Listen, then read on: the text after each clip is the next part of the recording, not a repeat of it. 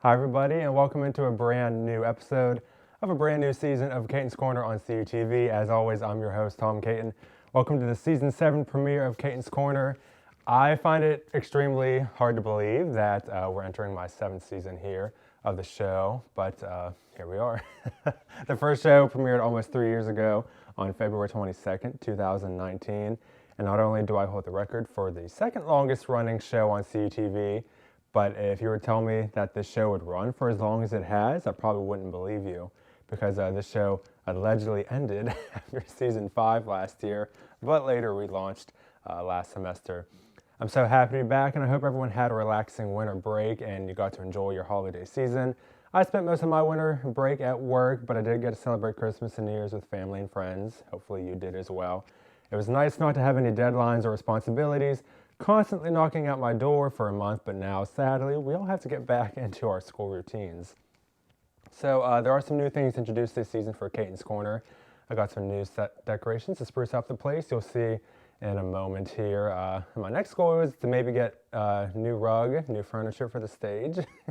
Severely outdated, but also new for this season. Well, not entirely new, is social distancing. As you know, the only time we're not wearing a mask is when the cameras are rolling.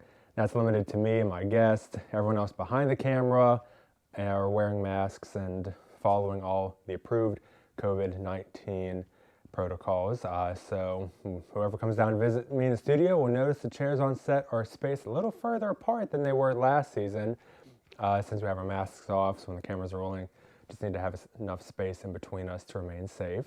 I was really hoping to maybe push the chairs a little closer for this season, but that's not the case, unfortunately.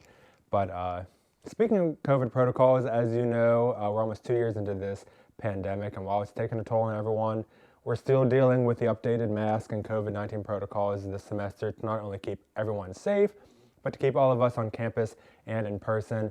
And no matter how you view the pandemic or these protocols, we're just here to follow them.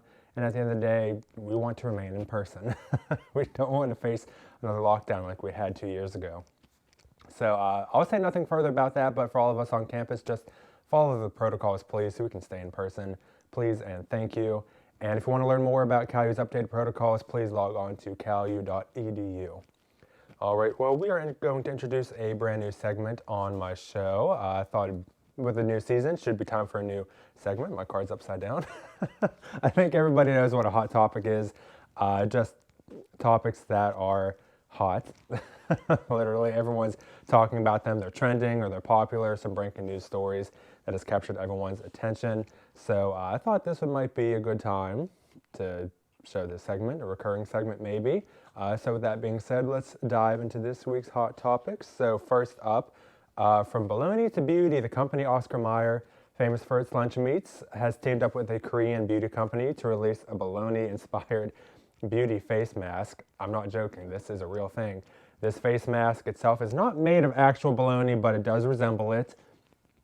These limited edition beauty face masks can be found on Amazon or wherever else to make it even make it more look like real bologna. The packaging speaks for itself, as you can see here. These face masks are solely designed to improve skin hydration and elasticity. So I don't know how you feel about that. It's funny though. But if you like bologna, there you go. All right, so our next hot topic, the popular Netflix series Squid Game has been renewed for its 2nd season. Information about the Korean-based fight-to-the-death lottery-style game became very viral when it was premiered on Netflix last September, when more than 142 million people streamed the series within a month of its release. The CEO of Netflix announced the information in an interview stating the Squid Game universe has just begun. Details about when Squid Game will be released, it's not set at this moment, but I was interested in it and I can't wait to watch it again. All right, next up we have a pair of carved stone statues that were used as garden ornaments in eastern England were discovered to be ancient Egyptian relics. These Egyptian relics are dating back thousands of years, and the owner of the statues took them to an auction where they were sold for more than $265,000. That's incredible to see. Whoever would have thought you would have stone statues turn out to be ancient Egyptian relics. I'll have to check my stone statues I have at home. But next up, here's something that was interesting to hear. A Bay Area man is putting his 3D printer to good use. With his printer and with the help of calcium carbonate, however you say it, this design technologist is hoping to restore coral reefs and marine biodiversity that have been affected by climate change. Coral reefs have been destroyed over the years, and most reefs have suffered irreversible damage. So kudos to this man for trying to make the world a better place. And for our last hot topic, Super Bowl 56 is just a few weeks away. The two teams playing this year, I believe, the Rams and the Bengals. So it's definitely going to be a big game to watch. But the halftime show performance has been announced. And if you're a fan of rap, this year's halftime show is definitely for you. Have a medley of rap stars in the lineup this year, including Snoop Dogg, Dr. Dre, Mary J. Blige, Eminem, and Kendrick Lamar. They've all been announced to perform at this year's halftime show. Even though I'm not a huge fan of rap, I'll still listen to it. I'll tune in and watch the game, the halftime show, and all the commercials. Let's just be happy. The Patriots aren't in the Super Bowl this year. Super Bowl 56 will air live on Sunday, February 13th, starting at 6:30 p.m. So that does conclude the segment of Hot Topics. Make sure you tune in next time, as I will give you more. All right, well, we are going to step aside for a quick commercial break, so don't go anywhere. Caton's Corner will be back after this. Stay tuned.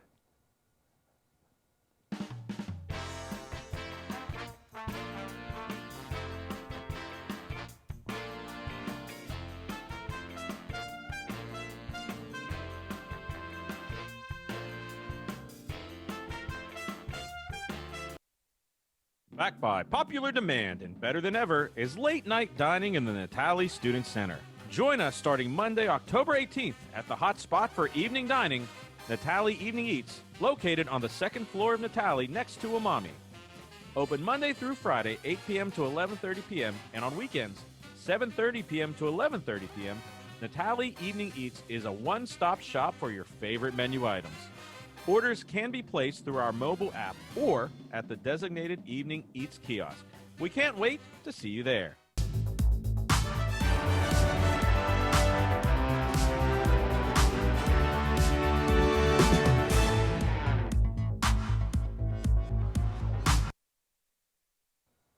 Welcome back, everybody. You are tuning into the Season 7 premiere of Caton's Corner, as you can see by my lovely card here. It's so good to return to CTV for another incredible season. So my first guest for today of Season 7, we got together earlier over Zoom to hold our interview. This guest is a well-known professor in the English and Journalism department on campus, and he recently published a book last year, and I definitely wanted him to come on the show and talk about it. Here is my video with the interview with Dr. Anthony Carlisle. Take a look. All right, so I just have a brief reintroduction to my guest today. He's a Cal U professor, a new author as well, just recently published a book of his, and very exciting for him to be here and talk about it. Introduce Dr. Anthony Carlisle. Hi, Dr. Carlisle. Hey, how you doing, Tom? Thanks for having me, man. Thank you for coming by. So before we jump into it, if you just, even though I introduced you, just want to briefly introduce yourself to everyone. Well, I am Dr. Carlisle. I've been a professor at Cal. I'm going on my 20th year, so fall will be my 20th year at Cal U, which is unbelievable. Prior to teaching at Cal, I was a reporter for 11 years. So I've been fortunate enough to have had two careers that I love, and I'm actually now I'm kind of moving into maybe a third phase with my first book, and I'm thrilled that it was published and that it's been well received so far, and we'll see what happens. And so, with your book, if you want to go into details about it, what's the name of your book, and what's the book all about? Well, the book is called The Souls of Clay Hatchi. Let me see if I can see this. My oldest daughter made a notebook for it, but there's the cover. She made a notebook out of the cover. But it's called The Souls of Clay Hatchi. And it's about a guy who's a reporter his mother is dying, and she makes him promise to take her to bury her in her home in the South, which is Hatchi, Alabama. And they haven't lived in the South, they haven't been in the South, and so he's surprised by the request. But he loves his mother, and he does what she asked of him. And during the course of doing this for his mother, excuse me, old family secrets start to bubble to surface. He starts to discover things about his family's past that he didn't know. And then it all kind of, makes sense at some point why she wanted to be buried there. So. I say I don't want to give a brief insight, but I don't want to give the whole story away for people to go and read it. Because I know when I saw the post, because it was sometime last year you published it, right? Right, in May. Okay. And I saw the post about it, and I know I've had you for a couple classes in the past. I said I definitely want to check out this book. It was very exciting to read and all that. So what really inspired you to write and publish this book of yours? Well, I mean, I've always wanted to write fiction. I'm thinking like most folks who start writing, even in journalism, as a print reporter, I think at some point maybe you had ideas of other types of writing, and so I think I got into writing because I like reading, and I love reading, and I want to tell stories of my own. And I decided to take a more practical career route, which was working as a journalist. But that desire to want to write was always there. Now, what made me actually decide to write this book at that time was I was deployed, and I was reading a lot of Eric Jerome Dickey, and I think I was reading Milk in My Coffee, and I just loved it. I thought it was so funny. I'm thinking, man, I could write something like this. I should try it. And I think the next day I opened up my laptop and started writing. I didn't do a lot. I didn't get much done at that point. Like I said, I was on deployment, but I got the story going. So that's good to hear. And then I know, like writing and publishing a book, it can be exciting, it can be challenging, but were there any exciting aspects when you were writing your book? Well, okay. So while writing the book, reading back through it and thinking, oh, this is not bad. That's kind of exciting. Or where it's going different places than you think it was going to go. Or seeing characters develop, becomes kind of fun, so that part was exciting. The writing process can, again, the surprises, because I had a little bit of an idea of what I thought it was going to be, but it develops as you write, and so I was discovering things as I was writing. So that's fun and exciting. But the process after it was published, or when it was getting close to being published, that's fun and that's exciting, because you're doing things that I hadn't done before. Like being interviewed by you. I'm used to being the one that's doing the interviewing and going on podcasts, which is really fun. I had never done a podcast. Just meeting people, having a book reading, book signing. I think I had one in Ambridge at my library. I grew up, going, reading books and taking books out. And it was just nice having my family and friends there. So they're excited. People out that love me and know me, they're excited about this process, especially my immediate family, because they've known this is something that I've always wanted to do. I'm not trying to be rich and famous. I just want to be able to say I wrote one book. I wrote one book in my life, and I've done that. So yeah, it's been good. It's been cool. I know when you say Ambridge, because that's my neck of the woods back up home in Beaver County. So yeah, it's always interesting to see that, like, how you were saying not to become rich and famous, but just maybe to become more well known and all that. So I know it's definitely exciting to see all that. And so I know you said challenges. Were there any challenges you faced when writing this book? Um, I think time is always a challenge. I mean, you have to make sure that um, you're setting time aside to do this, and it has to be steady. So I got to a point where I was writing every day, even if it wasn't long. If I sell, I'm gonna try to get a page done, or 2 pages, or 10 pages. I'm gonna write for a half an hour. I'm gonna write, 15 minutes. But I was doing something, so you have to be dedicated. So that was just the time. But also, I think once it's published, what do you do now? Especially if you're not, you haven't been in the process, or you don't already have a contract in place, or you don't have an agent in place. So you're wondering, you put time in this. Excuse me. Uh, I want someone else to see it, and so I think sitting out trying to find agents, trying to find publishers, that was challenging, and getting rejection letters often, that was challenging. It wasn't fun, and it was tiresome. At some point I had to stop. All right, I'm gonna just take a break, and I'll try again some other time. So that's the hardest part of this. That was the hardest part of this, was just really trying to find someone to get your work, because you're wondering, I think this is good. Um, Instead, you start doubting because you keep getting rejected. You know, but I think if you keep trying, eventually somebody's going to see what you saw, and someone did. So I got lucky. And so approximately how long would you say it took to complete your book? And if with this one book out, do you plan on writing any more in the future?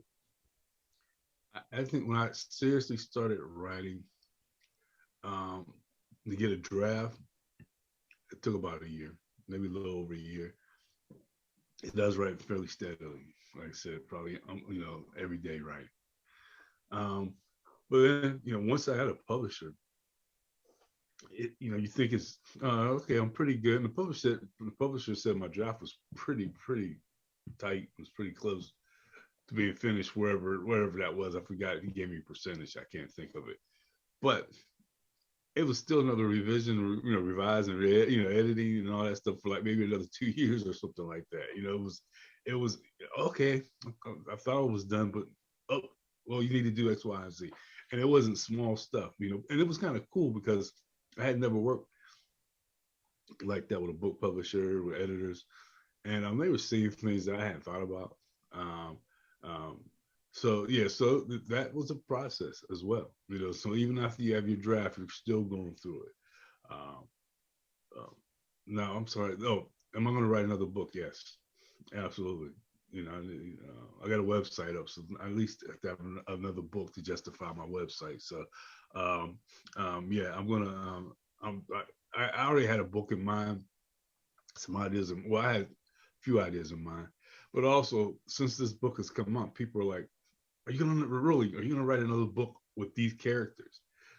They've connected with some of the characters in this book, like Bunky and Aunt D, um, and so I'm thinking, yeah, maybe I will try to write another book around these characters from Clay Hatchi, Souls of Clay Hatchi. And so, anyone who may come across this interview, if they feel going into the writing or publishing process, do you have any advice you would want to share with them on that? I would just say, if you want to write something, then write it. Put it down, put it on paper. Put it on paper and just get it done, and have faith in your writing. There's a writer's market book that helps you kind of look up agents and look up publishers, so you may want to do that. But the main thing is just to write. Write, and write something that you like. And if you like it, I'm thinking someone else is going to like it as well. So don't give up. And so, with your book, I know, can it be purchased anywhere? And if so, where can people go to purchase it? Oh, the main place is Amazon.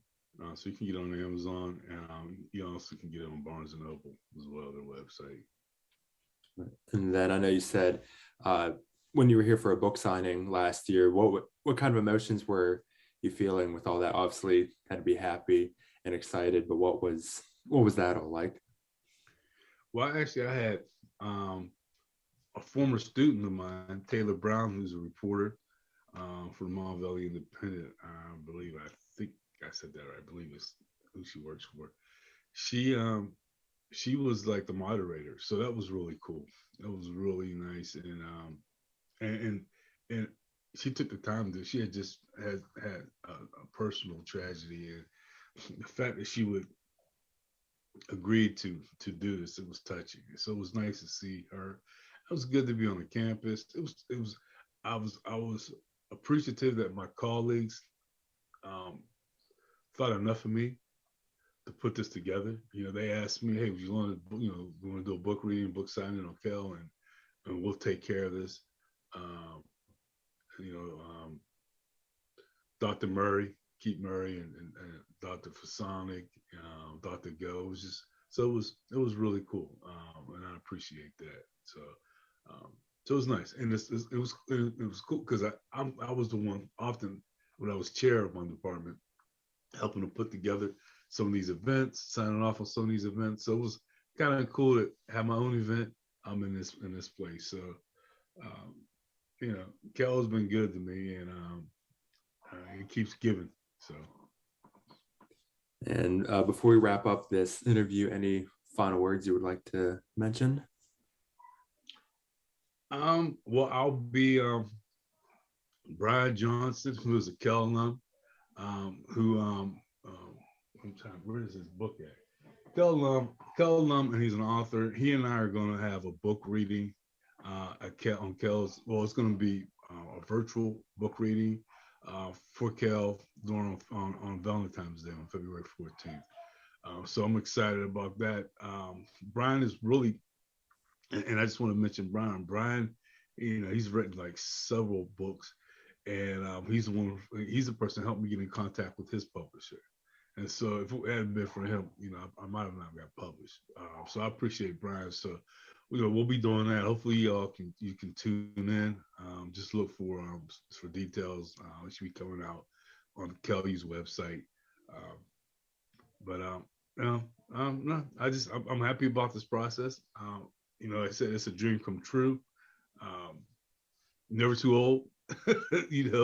Never too old to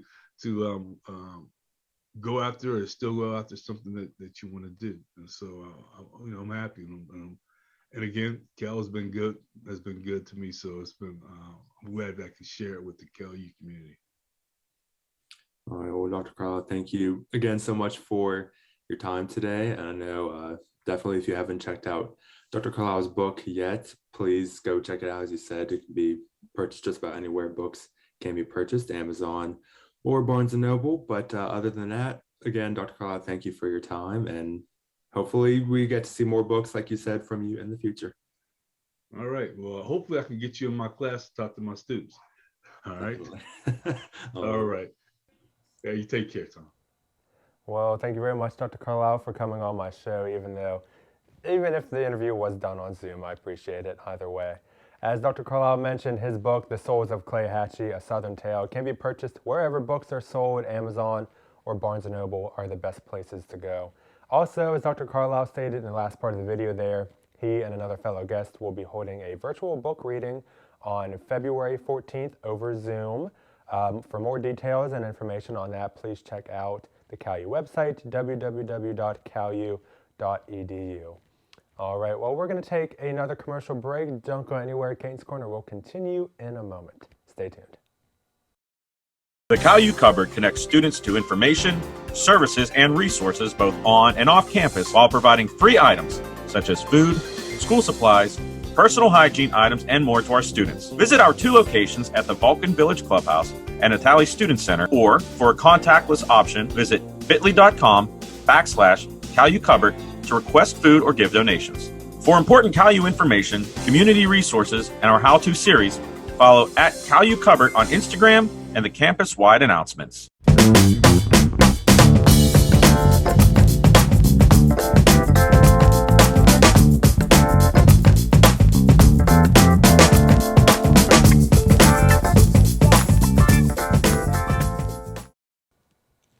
Welcome back, everybody, to the Season 7 premiere of Caton's Corner. My next guest is no stranger to my show. You may remember her from across a variety of platforms, including being a student here on campus, her YouTube page, her TikTok account, just to name a few, making her 4th appearance on my show today. Let's everybody please welcome my very good friend, Kimmy Rhodes. Hello. Hi, Kimmy. So nice to see you. It's so again. great to see you too. It's great to be back. Definitely. Yeah. So, as I said, this is your 4th appearance here. Yes. It's crazy to believe that. Yes, it is. I only thought it was my 3rd, but you just informed me it was my 4th. This So will be your 4th. Talk about that in a second. I know, it's funny, 3 of the appearances have been all during a season premiere.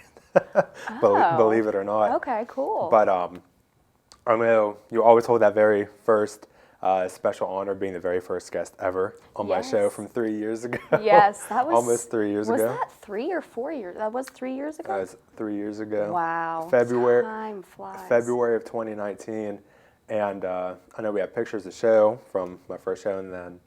Yeah, Whoa! Whoa! Wow! We both had a glow up. Exactly. I just can't believe that's. It's hard to believe that 3 years ago. I know. And then I know you were here for season 3 in the spring of 2020 before the world ended. Yeah, literally right before the world ended. So 2 years ago. Wow. Who let me have that blonde hair? You look good. You look good. And then your 3rd appearance was last year, if you remember that. Yes. Season 5. Yes. In March of last year. It was funny because, and there's Daisy. Yes, there she is. And I know, it's funny, at that time of that show last year, I was sick with COVID at that time, but I still filmed the show. You were. But- Oh, see, now that's why it didn't connect to me, because I'm like, I know I've only been in the studio 3 times, but I knew about the Zoom, but I kind of forgot. Right. So, right. yeah.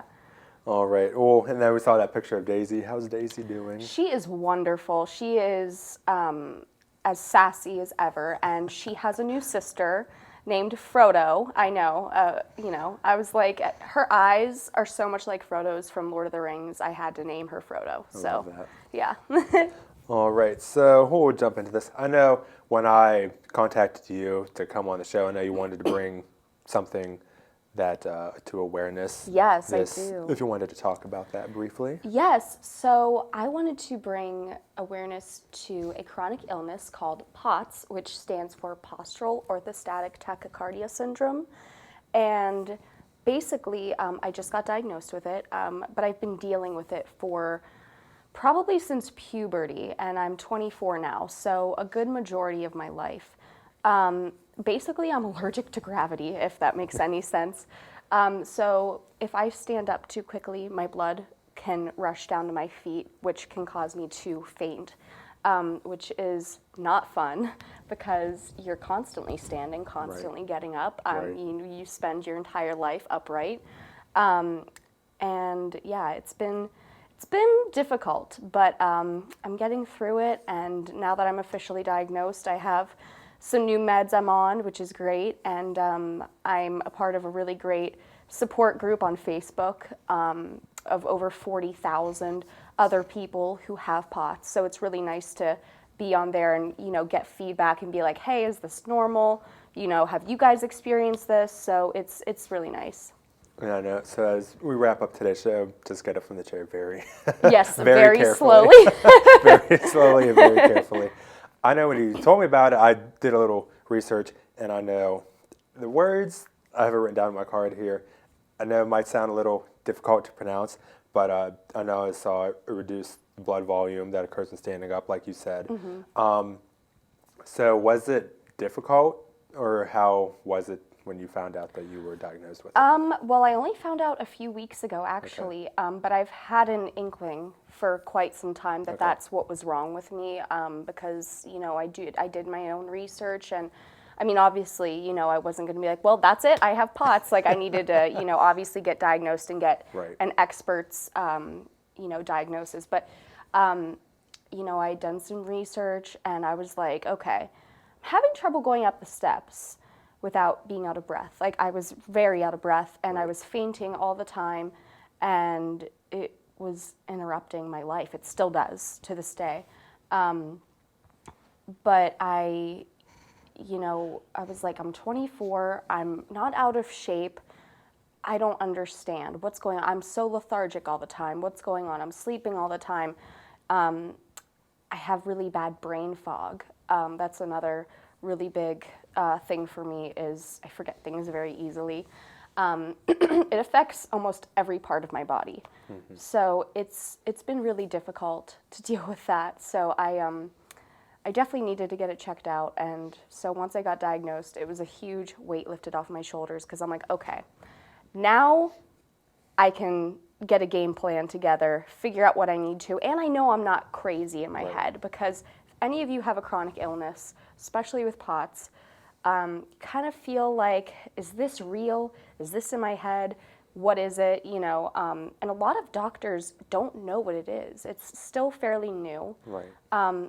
But one silver lining, I don't even like to call it that, but of COVID is that a lot of people are acquiring POTS because of COVID. Mm-hmm. It's like a symptom that lasts, for the rest of their lives. Mm-hmm. But it's bringing more awareness to it because so many people are getting it now. Right. So it's kind of a silver lining a little bit. Right. Well, and that's the things I know, especially today since we're still living in a pandemic, that's just the thing that's unfortunate. Every time you're not feeling the best, you automatically think, oh, maybe it could be COVID. Yeah. And you never want to Google your symptoms. No. And I made sure that I wasn't going down like a rabbit hole. Right. I made sure I was like, okay, this could be my anxiety. This could be a legit, symptom. But like I said, I did want to make sure that I went to the doctors and got it checked out. And right away, he was like, yep, you have POTS. Like, no question.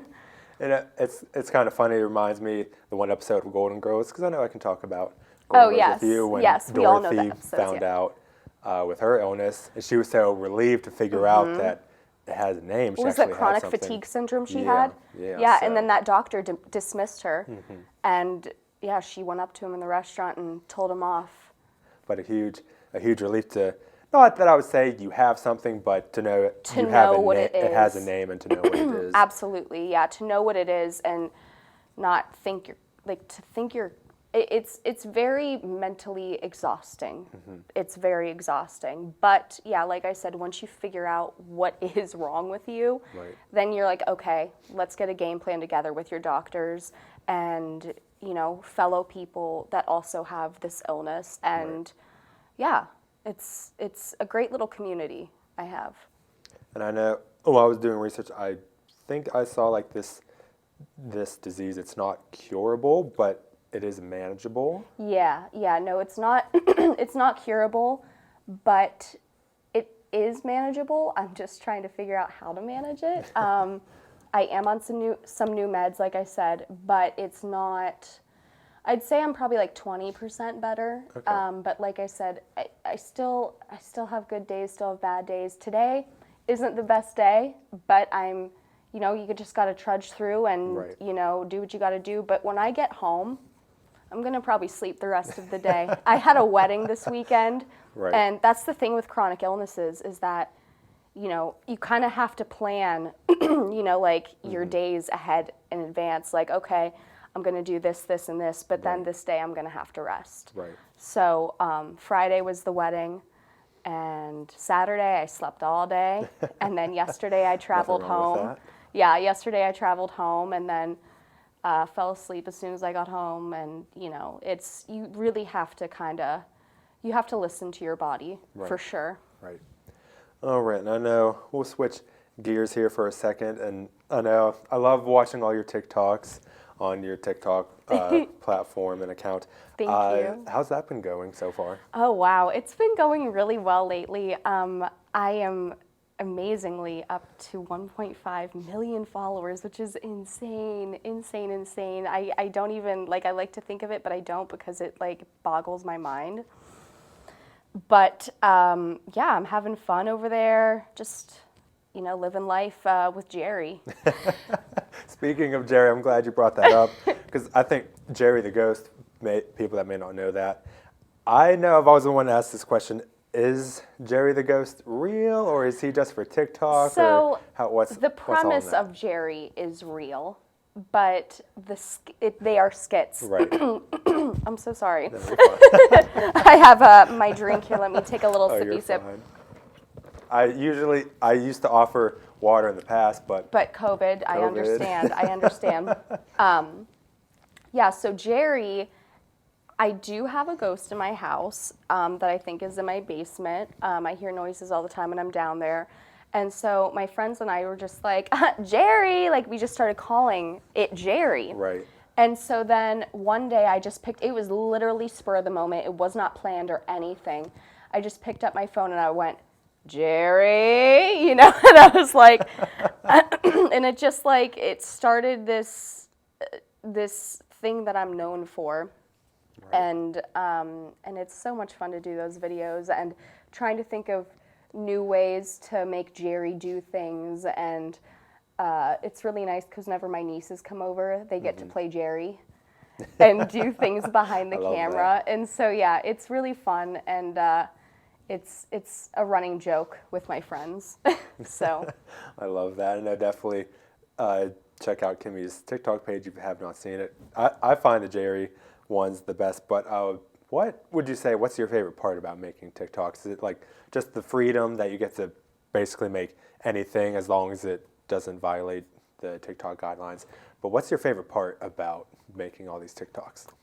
definitely that I get to the fact that I have a platform is so cool.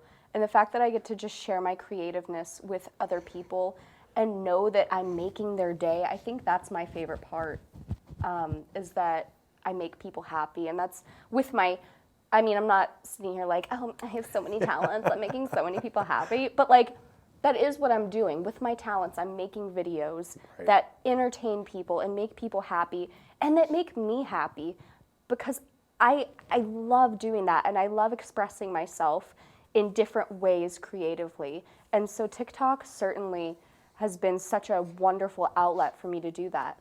That's wonderful. So I know before we wrap up this interview, any final words you would like to say?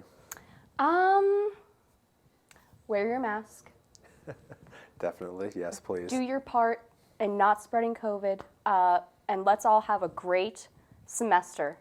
Yes. Wise And words. thank you for letting me come on. Oh, also, you can go to the dysautonomia website. POTS is a form of dysautonomia. So if you would like to figure out more about POTS, go on to their website. I believe it's just dysautonomia.org. But if you look up something like that, it'll come up. And really learn about this because it's affecting a lot of people, Okay. millions. And, it's an invisible illness. And, part of what I'm doing also on TikTok is bringing awareness to POTS and starting to post videos about it over there. So that's another thing I want to do. So if you don't know about POTS and you want to learn more, definitely go search that up because it's a good thing to learn. Definitely. So, okay, well, normally this would be the time to take a commercial break, but I just figured let's just jump into our game segment. All that right, we let's have. do it. So let me switch cards here. All right, so this is my favorite game, and since we're back for season 7, this is a classic game, really. Tom's burning Tom's questions. burning questions. So basically, what this is, just random rapid-fire questions I'll ask, and I like that transition. Yeah, that's a cool transition. Just basic random rapid-fire questions, and just come up with the first thing off the top of your head, or honestly, Okay. or whatever. Okay. All right, so our first one here. Would you rather give up all cheese or all dessert? All cheese. All cheese? Yeah. Okay, Yeah. I'm definitely there. I'm with lactose you. intolerant, so I like cheese, but yeah, no, I can't get rid of dessert. Yeah, exactly. Absolutely not. I always thought, like, what about cheesecake? But I'm like, no, that's with cream cheese, not regular Yeah. regular cheese. Growing up, I always heard cheesecake. I'm like, you put real cheese It's in like there? carrot cake. You're like, what the heck? That too, literally. All right. Well, next one. What reality TV show would you want to compete on and why? I've thought about this. Okay, the worst cooks in America, because I suck at cooking, and I would win. I would so win. It's so great. I would win. Or Ghost Adventures. Ghost Adventures. I would love to be a guest on Ghost Yes, Adventures yes, and go ghost hunting with Zach Bagans. I know with me, because the new season started, RuPaul's Drag Race, I would love to go on Drag Race. Yes, yes, absolutely. Not that I'm saying I do have experience walking in high heels. I would put it out support you there. 110% of the way. But speaking of Drag Race, it moves into our next question. What song would make you lip sync for your life? I think I know it might be a Stevie Nicks song. Oh, goodness. Oh, that's such a hard one. Probably I Will Always Love You. And I know it sounds cliche, but like, I can do it. I can do it. That is one of my talents. I am very good at lip syncing. I will say that. And I would love to just crush that. I love that. Yeah. I know for me, it's funny. It was for Spotify Wrapped at the end of the year. Mm-hmm. It was my #1 song that I played. It was Miss You Much by Janet Jackson. Oh, I don't know that one. So that would be my lip sync song, just because I know the lyrics by heart. Yeah, yeah. I listened to it like almost 400 times.